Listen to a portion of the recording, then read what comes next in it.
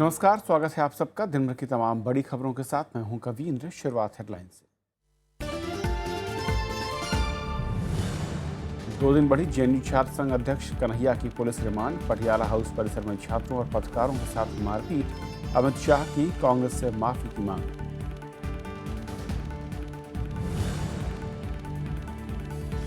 असम में कांग्रेस के चुनाव अभियान का आगाज। राहुल गांधी ने प्रधानमंत्री पर लगाया देश को गुमराह करने का आरोप।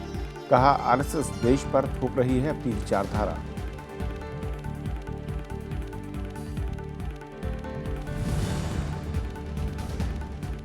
सूखे पर गृह मंत्रालय की उच्च स्तरीय बैठक। राजस्थान, असम और झारखंड को राहत पैकेज का ऐलान। 3 राज्यों को मिलेंगे 1,861 करोड़ रुपए।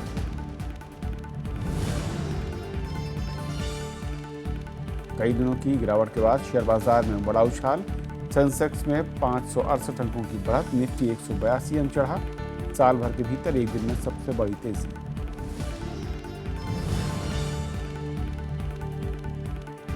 रूस ने ठुकराई अमेरिका की अपील। सीरिया के अजाज में अस्पताल पर किया ताजा हमला। अब तक 14 की मौत, कई घायल।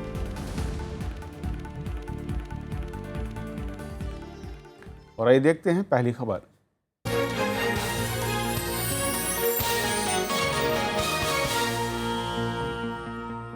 जेएनयू विवाद थमने का नाम नहीं ले रहा। छात्र संघ अध्यक्ष कन्हैया कुमार की गिरफ्तारी के विरोध में विश्वविद्यालय के छात्र हड़ताल पर हैं। पटियाला हाउस कोर्ट ने कन्हैया कुमार की रिमांड बढ़ा दी है। दिल्ली पुलिस ने कहा है कि जेएनयू में हुए विवादित कार्यक्रम में देश विरोधी नारे लगे थे। जेएनयू में विरोध प्रदर्शनों का सिलसिला थमने का नाम नहीं ले रहा है। जेएनयू छात्र संघ अध्यक्ष कन्हैया कुमार की रिहाई की मांग को लेकर जेएनयू के छात्र सोमवार से अनिश्चितकालीन हड़ताल पर चले गए। 8 छात्रों को एकेडमिक एक्टिविटीज से डीबार किया गया है, बिना किसी सबूत के, बिना किसी इंक्वायरी के।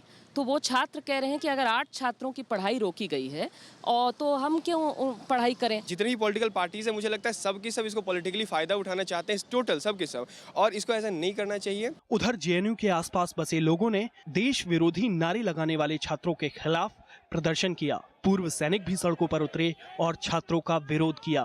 संसद पे हमला करता है, उनका सम्मान में ये वहाँ पे रैली निकालते हैं, भाषण करते हैं। और सबसे शर्म की तो बात यह है कि देश की बड़ी पार्टी और छोटी पार्टी, उनके नेता वहाँ जाकर के उनका मान सम्मान बढ़ाते हैं। जेएनयू के कुलपति जगदीश कुमार ने एक उच्च स्तरीय समिति बनाई है। उन्होंने कहा कि सबको जांच रिपोर्ट आने तक का इंतजार करना चाहिए। उन्होंने छात्रों से कक्षाओं में वापस आने की अपील की। And the committee is given time up to about 25th February.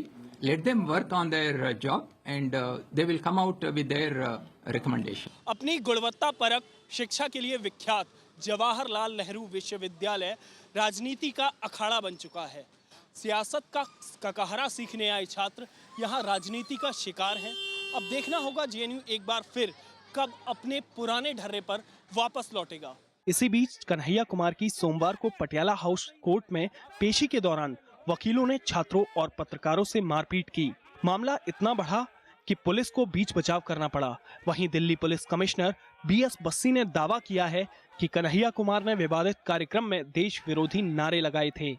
जहां तक हमारी जो हमें जानकारी है, जो इन्फॉर्मेशन से लगता है और वो एविडेंस जो हमारे पास अवेलेबल है, he was part of that unlawful assembly जिसने राष्ट्र विरोधी नारे लगाए, राष्ट्र विरोधी भाषण दिए गए। उधर दिल्ली हाईकोर्ट में एक याचिका दायर कर पूरे मामले की एनआईए से जांच कराने की मांग की गई है। हाईकोर्ट मंगलवार को याचिका पर सुनवाई करेगा। 9 फरवरी को जेएनयू में संसद हमले के दोषी अफजल गुरु की बरसी मनाए जाने के दौरान कथित तौर पर देश विरोधी नारे लगाए गए थे। इस पूरे मामले में कुछ वीडियो सामने आने के बाद मामले ने तूल पकड़ लिया। नव विक्रम सिंह के साथ विपिन चौहान, राज्यसभा टीवी। जेएनयू छात्र संघ के अध्यक्ष की देशद्रोह के आरोप में गिरफ्तारी पर राजनीति लगातार चौथे दिन भी गर्म रही। बीजेपी अध्यक्ष अमित शाह ने कांग्रेस उपाध्यक्ष राहुल गांधी पर देशद्रोहियों के समर्थन का आरोप लगाया। राहुल ने इसका जवाब देते हुए बीजेपी पर बांटने और घृणा की राजनीति करने की तोहमत लगाई। सीपीएम ने जेएनयू संकट के लिए सीधे केंद्र सरकार को जिम्मेदार ठहराया। कैंपस में जेएनयू विवाद पर बीजेपी और कांग्रेस के बीच आरोप प्रत्यारोप तीखे होते जा रहे हैं। बीजेपी अध्यक्ष अमित शाह ने सोमवार को कांग्रेस पर अलगाववादी ताकतों से हाथ मिलाने का आरोप लगाया। अमित शाह ने आरोप लगाया कि बोलने की आजादी का समर्थन करने के नाम पर कांग्रेस के शीर्ष नेता देश विरोधी ताकतों का साथ दे रहे हैं। और आज भी कांग्रेस के कोई प्रवक्ता इस घटना के लिए ना माफी मांग रहे हैं, ना कांग्रेस अध्यक्ष माफी मांग रही है, ना कांग्रेस के उपाध्यक्ष माफी मांग रहे हैं। और आज भी सभी प्रवक्ता अभिव्यक्ति की आजादी के मुद्दे पर देशद्रोह की गतिविधियां जो हो रही है उसके समर्थन में लगे हैं। असम में चुनाव प्रचार करने पहुंचे कांग्रेस उपाध्यक्ष राहुल गांधी ने आरोप लगाया कि बीजेपी देश की विविधता का सम्मान नहीं करती। उन्होंने कहा कि बीजेपी अपने विचार जबरदस्ती दूसरों पर थोपना चाहती है। ये वही लोग हैं जो अंग्रेजों के सामने माफी मांगते थे और आज ये हमें कहते हैं कि भैया हमसे लाइसेंस लो देशभक्ति का। मुझे इनकी लाइसेंस की कोई जरूरत नहीं है, देशभक्ति मेरे खून के अंदर है। सीपीएम महासचिव सीताराम येचुरी ने जेएनयू विवाद को असल मुद्दों से ध्यान हटाने की सरकार की साजिश बताया। In order to divert attention away from all the real problems of the country and the people, they are whipping up such issues by which they want to sharpen communal polarization. That is the only weapon they have. Now that is something we'll fight politically. JNU विवाद सामने आने के बाद कई नेता विश्वविद्यालय का दौरा कर चुके हैं। शनिवार को कांग्रेस नेता आनंद शर्मा के साथ एबीवीपी के सदस्यों ने कथित रूप से बदसलूकी की थी। श्याम सुंदर के साथ विशाल दहिया, राज्यसभा टीवी। और इस पूरे घटनाक्रम और उसके बाद जो इस वक्त राजनीति हो रही, इस पर और बातचीत करेंगे हमारे साथ वरिष्ठ पत्रकार नीरजा चौधरी। नीरजा, स्वागत है आपका। सबसे पहले तो इस पूरे प्रकरण को क्या ऐसा माना जाए कि जिस तरीके से ये पेचीदा होता जा रहा है, जो राजनीति है वो इसमें प्रवेश कर गई है, आ चुकी है, जिसके चलते पेचीदा है, या फिर ऐसे मसलों से राजनीति को अलग रख पाना भारतीय, मैं कहूँ कि समाज या फिर राजनीति के लिहाज से मुश्किल भी है? देखिए, मसला है ही पॉलिटिकल, उससे आप दूर नहीं जा सकते हैं। एक जो चीज़ है कि कुछ हुआ, क्राइसिस डेवलप की है, पूरी यूनिवर्सिटी को एजिटेट कर दिया है, स्ट्राइक पे गए हैं स्टूडेंट्स, दूसरी तरफ से टारगेट भी हो रहे हैं, दोनों तरफ से हो रहा है इतना कॉन्फ्लिक्ट, तो पॉलिटिकल तो होगा। ये आप कैसे कह सकते हैं कि पॉलिटिकल पार्टीज उसमें एक या दूसरा व्यू नहीं रखेंगे। सवाल दो तीन चीज़ों का है कि बहते गंगा में हाथ धोना पॉलिटिकल ऑपोजिशन पार्टीज द्वारा, जो कि रूलिंग पार्टी कह रही है, वो अलग जगह है। लेकिन सवाल ये है, जो कि कंसर्न का सवाल है, कि क्या सेडिशन का चार्ज इसमें लगाया जा सकता है? हार्दिक पटेल को भी सेडिशन के चार्ज में रखा गया है, जेल में आज तक है। उनका है कि वो पटेलों के लिए, पाटीदारों के लिए आरक्षण मांग रहे हैं।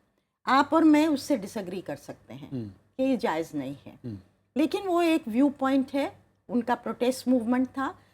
क्या वो इक्वल टू है सेडिशन? अब ये जो नारे लगे जिसकी बात हो रही है, कोई भी, किसी को भी अच्छा नहीं लगेगा कि अगर ये सही है जो नारे लगे हैं कि हिंदुस्तान के टुकड़े टुकड़े हो जाने चाहिए, इंशाल्लाह इंशाल्लाह, जो कि दिखाया जा रहा है टीवी पे, किसी को पसंद नहीं आएगा ये। लेकिन क्या ये सेडिशन है? सेडिशन जो सुप्रीम कोर्ट की परिभाषा है, सेडिशन आप वायलेंस एंगेज करते हैं, ओवरथ्रो करने की कॉन्स्पिरेसी करते हैं, और उसका ठोस क्रेडिबल सबूत है। अभी तक जो हुआ है, वो जिन लोगों ने नारे लगाए हैं उनको नहीं पकड़ा गया है, जेएनयू के स्टूडेंट्स यूनियन के नेता और लोगों को पकड़ा गया है, और वो सबूत जनता के सामने नहीं आया। छात्र कम्युनिटी जो इतनी एजिटेटेड है उसके सामने नहीं आया है, जो कि उनकी जायज मांग है, इसमें कोई सीक्रेट बात नहीं है। शायद यही वजह है कि जो विरोध है वो इसीलिए उग्र हो रहा है, या गुस्सा मैं कहूँ कि वो ज्यादा बढ़ रहा है। हालांकि बेसब्री कह रहे हैं कि गुस्सा इसलिए भी है, पुलिस के पास पर्याप्त सबूत हैं कि जिन लोगों को पकड़ा गया, पर वो सामने आने चाहिए, उसकी कुछ दिखाने की जरूरत है। गुस्सा इसलिए भी है कि आपने 10-12 मान लीजिए छात्रों ने ऐसे नारे लगाए प्रोटेस्ट की मीटिंग में, क्या जेएनयू पूरी यूनिवर्सिटी को आप एंटी नेशनल कर देंगे, एंटी नेशनल एक्टिविटी का अड्डा बता देंगे? जेएनयू जो कि एक शोपीस माना जाता है यूनिवर्सिटीज का देश में, इतना लिबरल एटमॉस्फेयर है, तरह तरह की विचारधाराएं वहाँ देखी जाती हैं, उसको आप एंटी नेशनल और फिर सेडिशन चार्जेस लग जाएंगे, पुलिस आ जाएगी। मतलब मैं तो कहती हूँ आप जो गिल्टी हैं उनको पकड़िए, सभी ये कंसेंसस ये है आज, उनको पकड़िए, जो भी जिस धारा में है करिए। लेकिन इस तरह से करना तो जैसे कि AK-47 आपने यूज़ किया एक मक्खी को मारने के लिए। लेकिन सरकार ये कह रही है कि जिस तरीके का घटनाक्रम हुआ उसके बाद जो बयान हुए कि सरकार हाथ पर हाथ रख के बैठी हुई है, वो सरकार कही कि देश का मूड, जनता का मूड जो है उसके लिहाज से कार्रवाई की डिमांड थी। तो क्या ये कहा जाए कि सरकार कार्रवाई तो करना चाह रही थी या करनी चाहिए थी, लेकिन उसे इस पूरे मसले को टैकल करने में जो हैंडलिंग है वो मिस हैंडलिंग हुई पूरी तरीके मुझे लगता है बिल्कुल ओवर रिएक्शन है ये।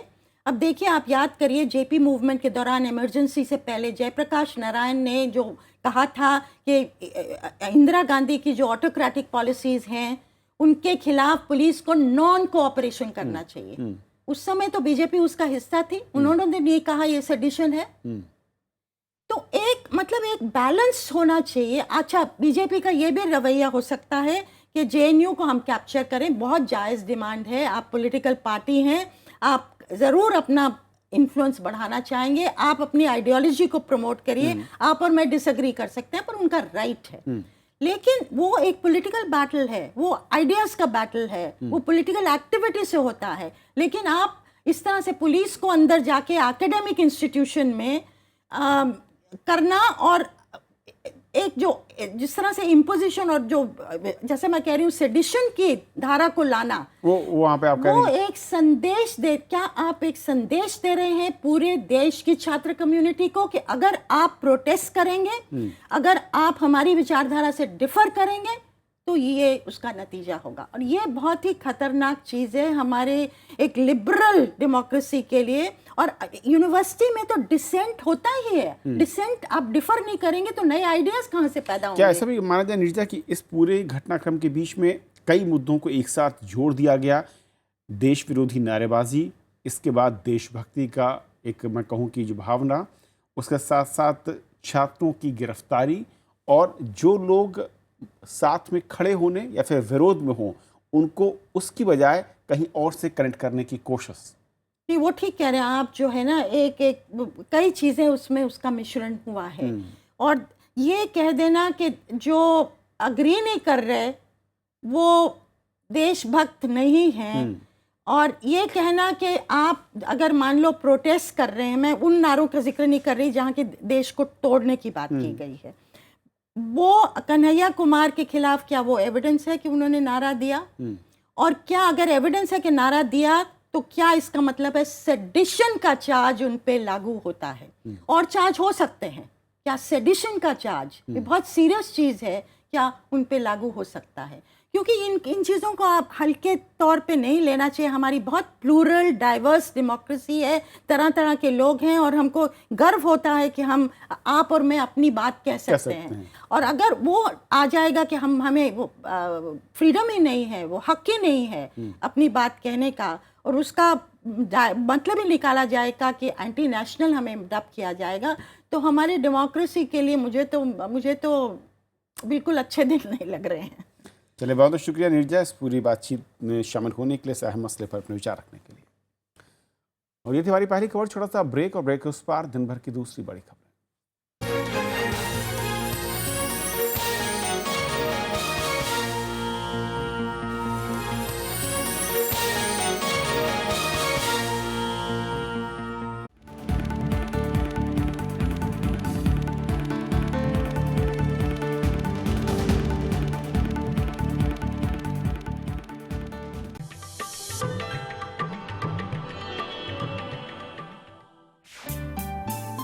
सरोजनी नायडू स्वतंत्रता सेनानी, कवयित्री और वक्ता, कांग्रेस की अध्यक्ष निर्वाचित होने वाली पहली भारतीय महिला सरोजनी ने 13 साल की उम्र में रची थी पहली कविता। आजादी के बाद वो बनी देश की पहली महिला राज्यपाल।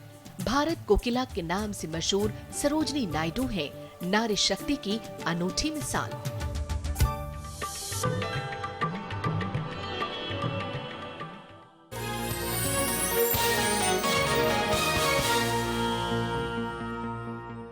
संसद के बजट सत्र से पहले प्रधानमंत्री ने सदन में सभी पार्टियों के नेताओं की कल बैठक बुलाई है। बैठक काफ़ी अहम मानी जा रही है और बताया जाता है कि इस बैठक में सरकार और विपक्ष के बीच जारी तनाव को कम करने की कोशिश होगी। सरकार चाहती है कि सत्र सुचारू ढंग से चले। 23 फरवरी से बजट सत्र शुरू हो रहा है।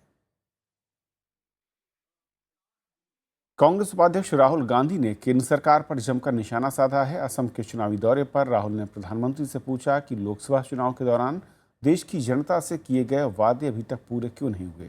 उन्होंने आरएसएस पर देश को बांटने का भी आरोप लगाया। असम के 2 दिन के दौरे पर गए कांग्रेस उपाध्यक्ष राहुल गांधी ने केंद्र सरकार पर देश को गुमराह करने का आरोप लगाया। राज्य में कांग्रेस सरकार की जमकर तारीफ करते हुए उन्होंने लोगों से पूछा कि प्रधानमंत्री नरेंद्र मोदी ने उनसे जो वादे किए थे वो पूरे हुए क्या। 2014 में जब चुनाव था लोकसभा का, तो आपको याद होगा कि प्रधानमंत्री जी आए थे और उन्होंने आपसे वायदे किए।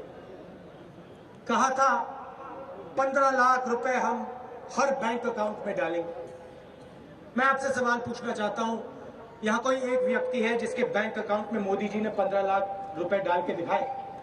राहुल गांधी ने चुनाव के दौरान बीजेपी पर लोगों के बीच मतभेद डालने का आरोप लगाया।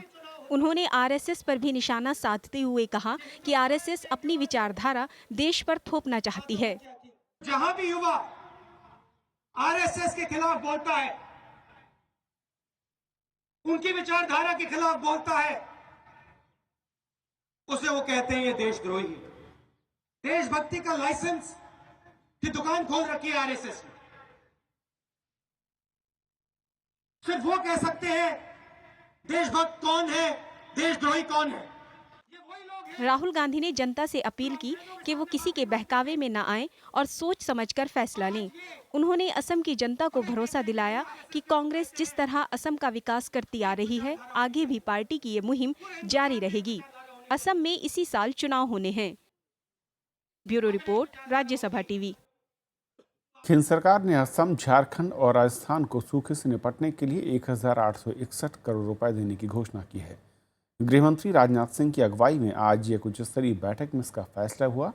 असम को 332 करोड़ 57 लाख, झारखंड को 336 करोड़ 94 लाख, राजस्थान को 1193 करोड़ 41 लाख रुपए दिए जाएंगे। केंद्रीय टीम ने इन राज्यों का दौरा कर रिपोर्ट सौंप दी है। रिपोर्ट के आधार पर ही केंद्रीय मदद का आकलन किया गया है।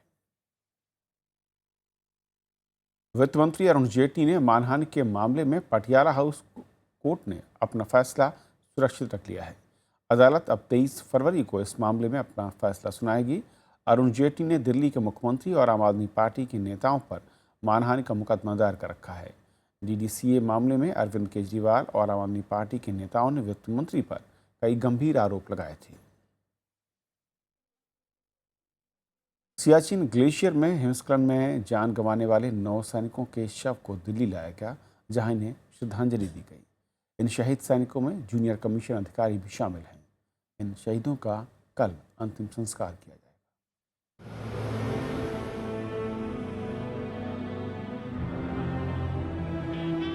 सियाचिन के शहीदों के शव जब दिल्ली पहुंचे तो सभी की आंखें नम हो उठी।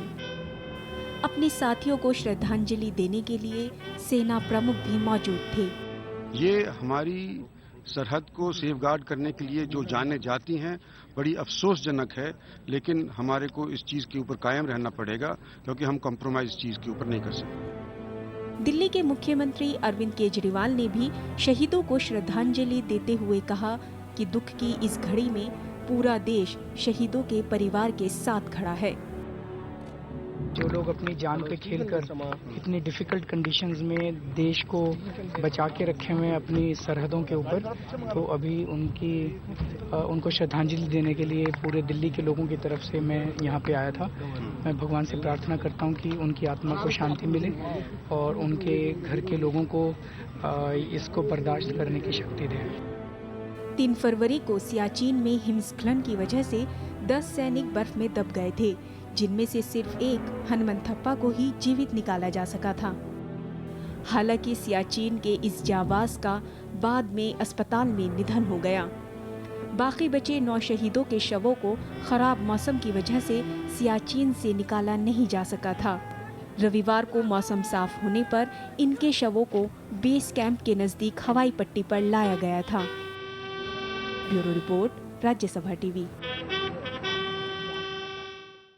मैसूर देश का सबसे साफ शहर है और वहीं झारखंड का धनबाद देश का सबसे गंदा शहर।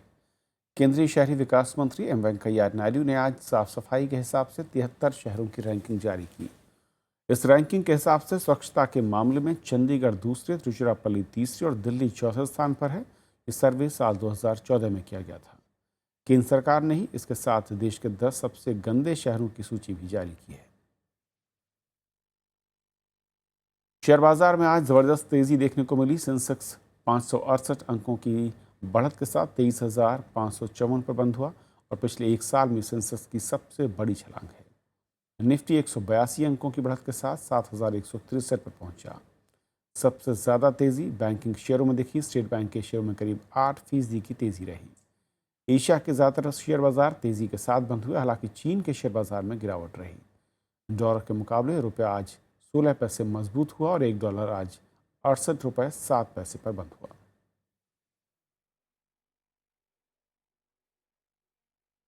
देश के निर्यात में लगातार 14वें महीने गिरावट दर्ज की गई है। जनवरी में निर्यात 13.6% गिरकर $21 अरब रहा और इस दौरान आयात भी 11% गिरकर $28.71 अरब। हालांकि सोने के आयात में 85.16% की बढ़ोतरी दर्ज हुई है। जनवरी में व्यापार घाटा $7.63 अरब रहा, जो 11 महीने में सबसे कम है।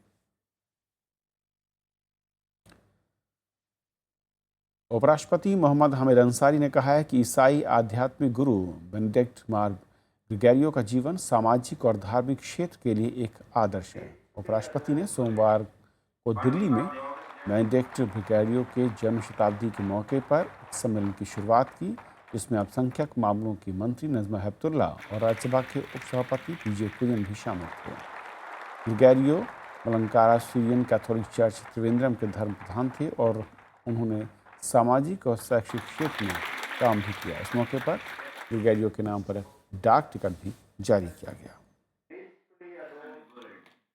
The life of Archbishop Mark Gregorius served as an example to us all. His selfless dedication for the betterment of society and the improvement in the living conditions of the underprivileged and the poor, his focus on ecological balance and his advocacy of education as an empowering platform could well be a template for building a sustainable and empowered India. Syria के अजाज में एक अस्पताल पर हुए हवाई हमलों में 14 लोगों की मौत हो गई, जबकि कई लोग घायल हैं। बताया जाता है कि रूस के लड़ाकू विमानों ने यह हवाई हमले किए। इन हवाई हमलों से सीरिया में शांति बहाली की कोशिशों को झटका लगा है। इससे पहले रविवार को अमेरिकी राष्ट्रपति बराक ओबामा और रूसी राष्ट्रपति व्लादिमीर पुतिन ने नरमपंथी विद्रोही गुटों के खिलाफ हवाई हमले रोकने की अपील की थी। और कुछ और खबरें संक्षेप में। शिक्षक भर्ती घोटाले मामले में सजा काट रहे पूर्व सांसद अजय चौटाला को पैरोल याचिका दिल्ली हाईकोर्ट ने रद्द कर दी। उन्होंने भतीजी की शादी के लिए पैरोल मांगी थी और दिल्ली की एक अदालत ने जनवरी 2013 में अजय चौटाला और उनके पिता ओम प्रकाश चौटाला को भ्रष्टाचार रोकथाम अधिनियम के तहत 10 साल की सजा सुनाई थी। सुप्रीम कोर्ट ने हिट एंड रन मामले में बॉलीवुड अभिनेता सलमान खान के खिलाफ सीबीआई याचिका खारिज कर दी। याचिका में कहा गया था कि अपने पक्ष में फैसला कराने के लिए सलमान खान ने 25 करोड़ रुपए खर्च किए थे, जिसकी सीबीआई जांच होनी चाहिए।